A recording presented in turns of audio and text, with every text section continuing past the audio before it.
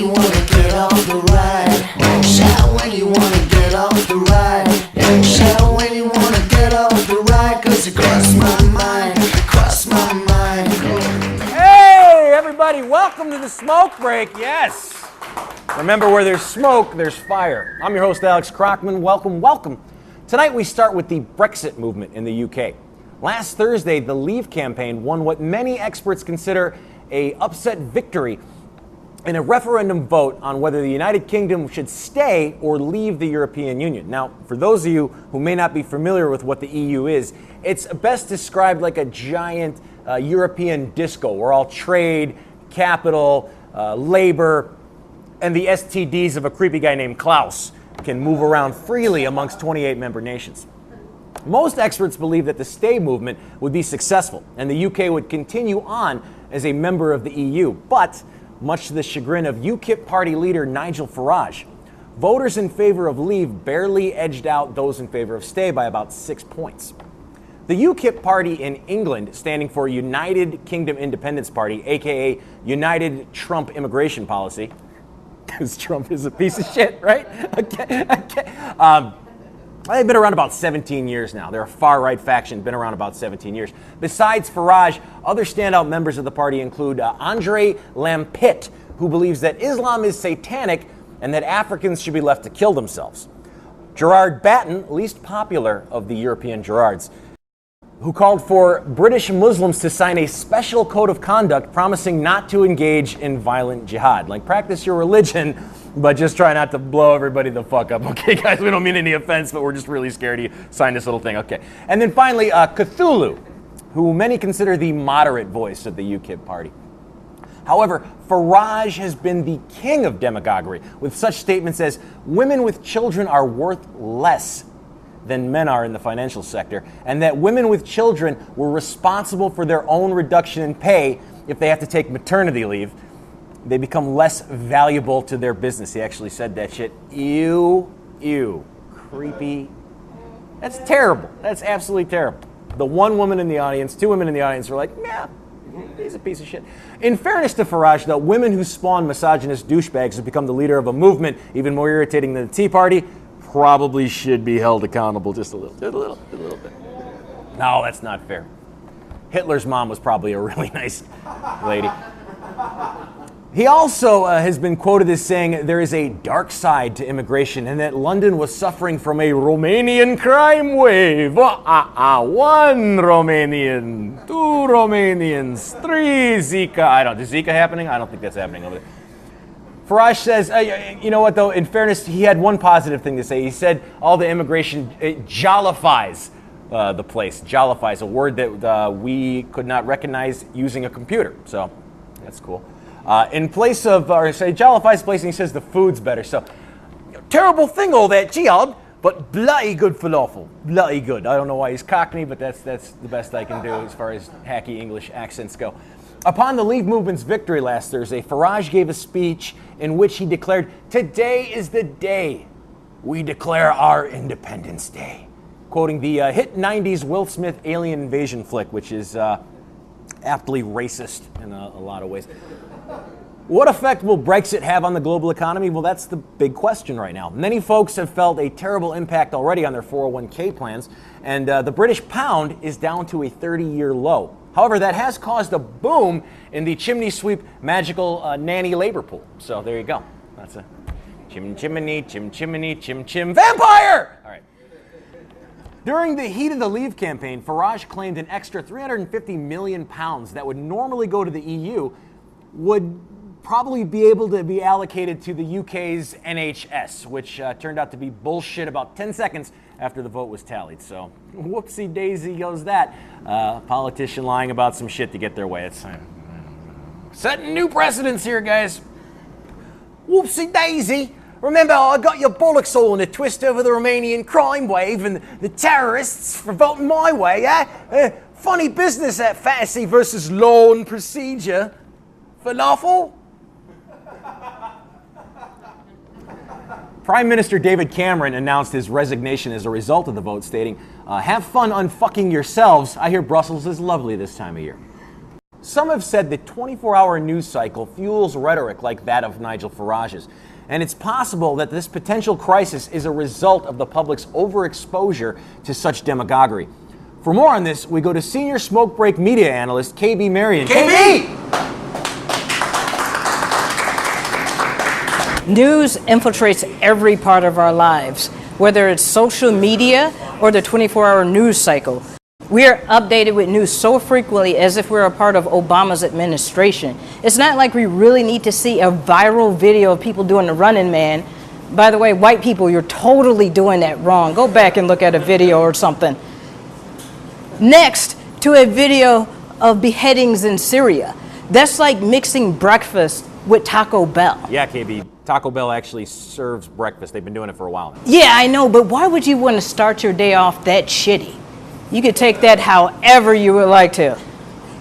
But that does lead me to my next point. Terrible food and news? Absolutely.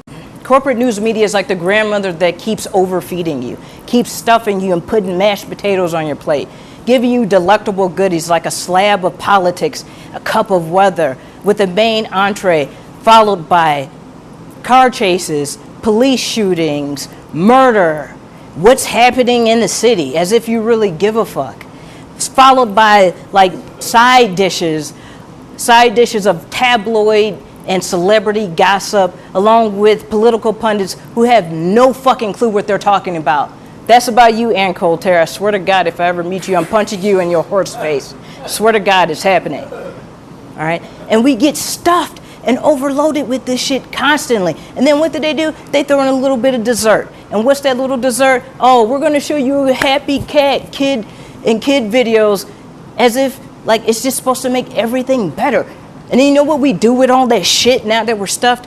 We go to the porcelain god of shit. And you know what that is? That's social media, okay? And we just shit everywhere. We shit on people's walls and pages, and they shit on our shit, and then we continue to add more and more shit, all right? And then what do we do to prove our point? We go to Google, which I like to call the Willy Wonka factory of trapdoors and sneaky rooms that's full of shit. And then we take shit from there and then go back to social media, the porcelain god, and put more shit on there. We're just like a bunch of fat little Augustus gloops with bullshit and putting it everywhere around the fucking room. Oh, here's some shit. Here's some more shit. This shit is right. I'm so incredibly right about this shit. I have no fucking clue what I'm talking about.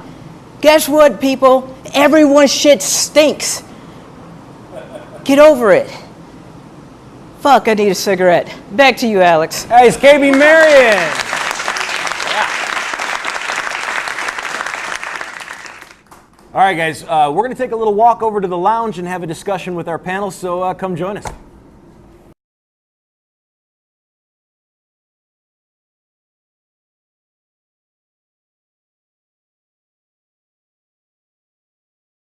All right, everybody, welcome to the Smokers Lounge.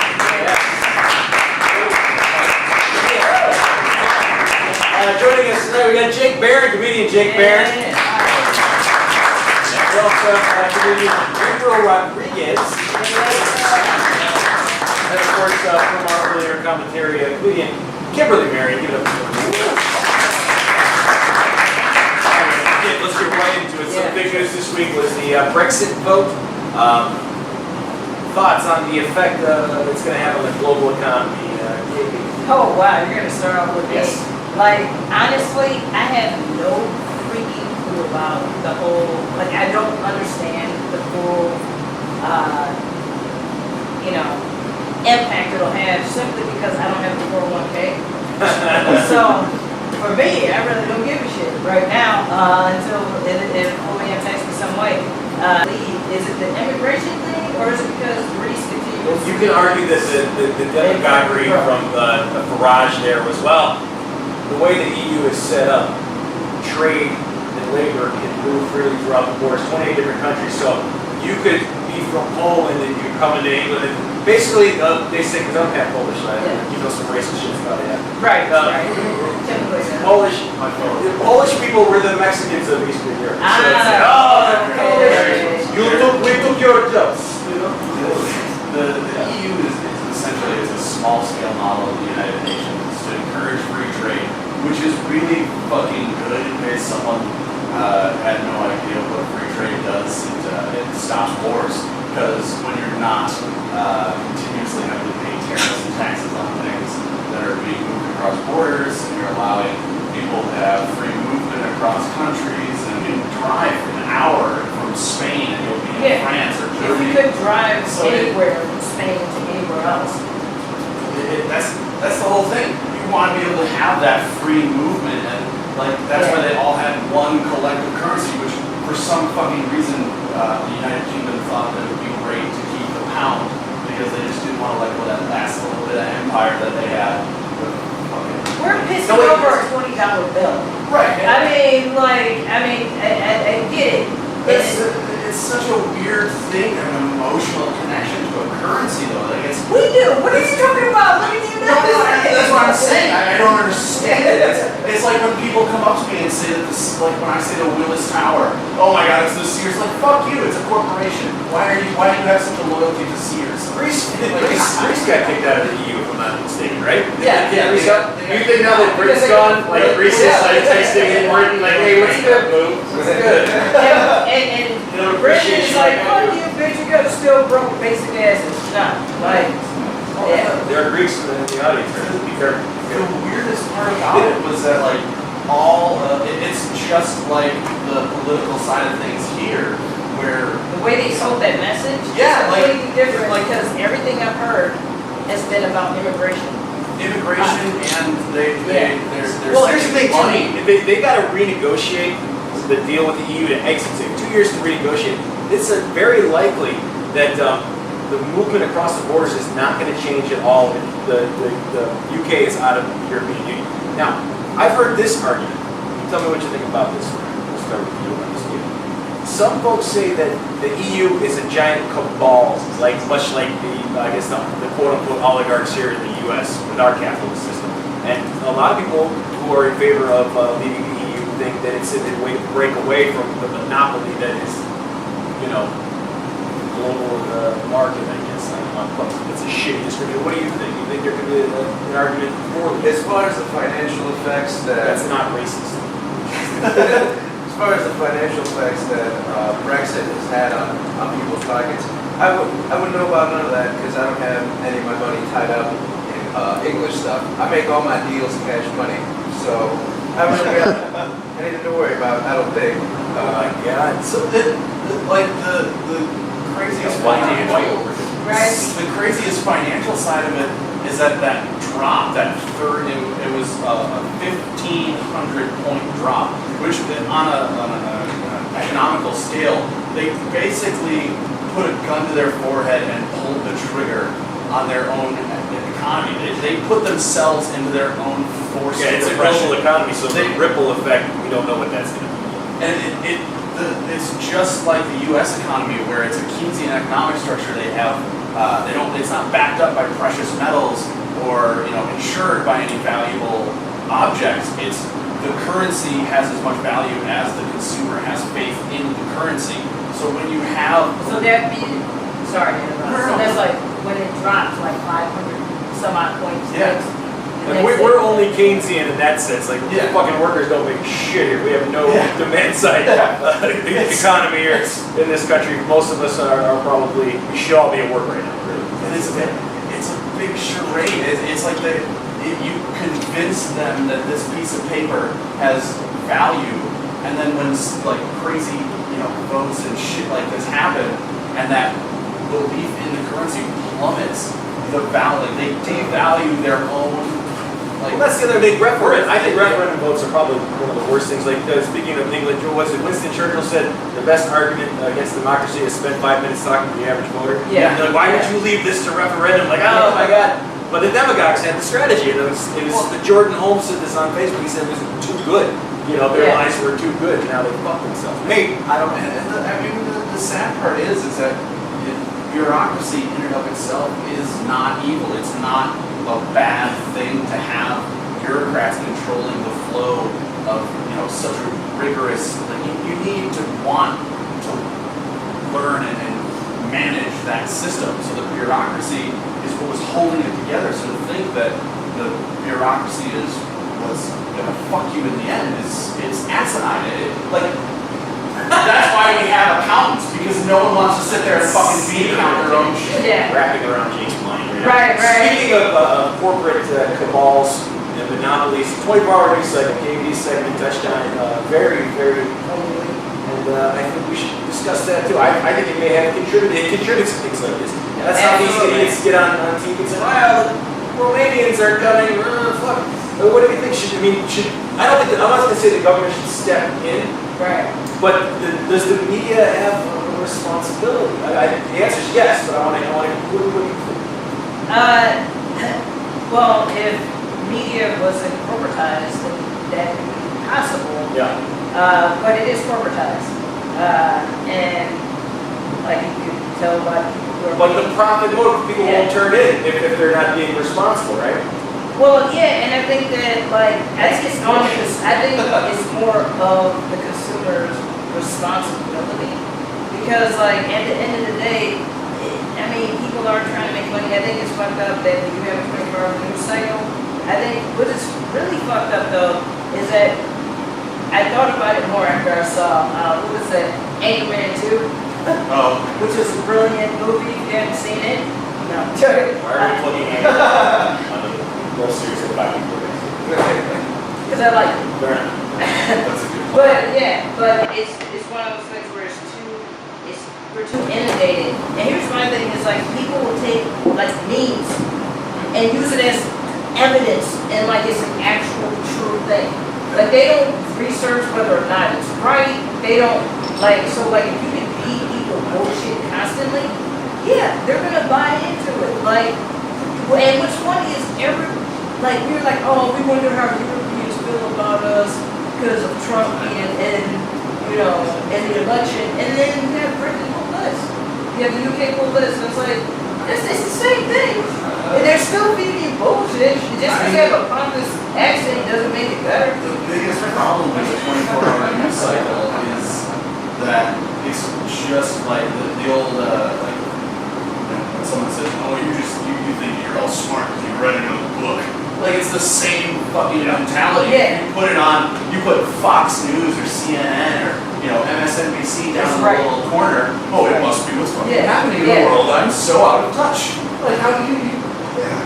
It's infuriating to have that level of just bold-faced falsehood thrust upon you and put into your mind. And everyone, and it constantly they say it once on the news, and then everyone comes to work the next day did you hear about the BrExit? It's going to destroy the entire world. They're destroying everything. Whoa, East Asia. I mean Eurasia. The propaganda machine it's a juggernaut. Motherfuckers gotta make money, man. They gotta have a 24-hour news cycle. You always gotta fill that with a story, because otherwise, we do reading and shit. Gabe Rodriguez. Making global media and economics. What would be the problem with actually presenting factual and detailed, worthwhile information? Because you can't control the population with that. But you shouldn't. You shouldn't control the chaos. Hey, Mr. Bureaucracy over there.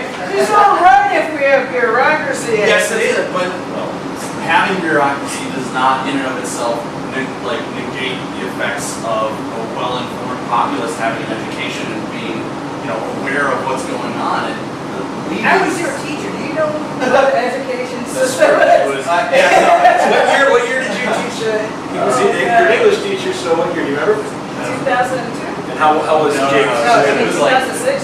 2008. 2008. I was in that class meeting twice. I didn't go. I love you to death, but I didn't go. Whatever. Pride. One less paper to grade. Exactly. All right, one last thing that we got here. So the Democrats staged a big sit-in. Yes. I believe it was to protest the filibuster of the. Was it? I'm not that informed on it. Was it a gun control bill or was it amendments to a bill that was going through? They tried to add gun control stuff. There was a Democrat. I feel silly because I don't remember his name. There was a Democratic senator who got up and filibustered for I think it was 7 to 14 hours. Somewhere it was a huge amount of time. which, by the way, is extremely difficult to just say.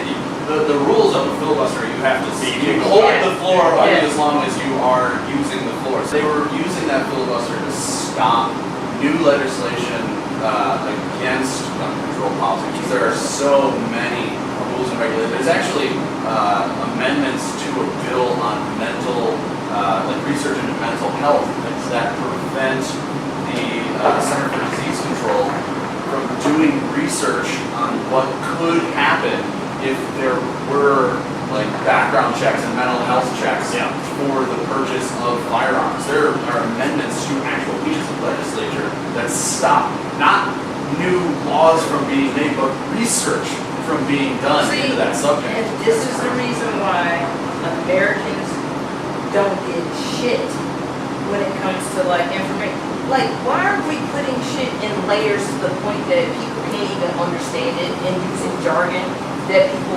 can't understand?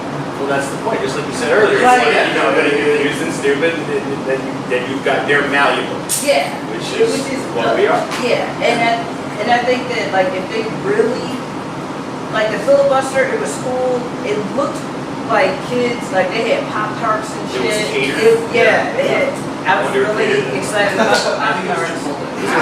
Oh man. Yeah. All right, Gabe. Last word. What do you think? All right. Guys, we're all out of time. Thank you for being here at the smoke break. No, okay, go ahead. All right, with that, guys, thank you so much. Thanks everybody for hanging out. Sorry I shit all over you. Thank you for coming out. Good, man. Keeping it real. Guys, give it up for yourselves for hanging out with us. Give it up for us for being smart and hosting James and JD. Thank you very much, guys. See you in the next episode. You wanna get off the ride. Shout when you wanna get off the ride. Shout when you wanna get off the ride. Cause you cross my mind, cross my mind. Make my blood thump 7, 8, 9. Make my heart beat double time.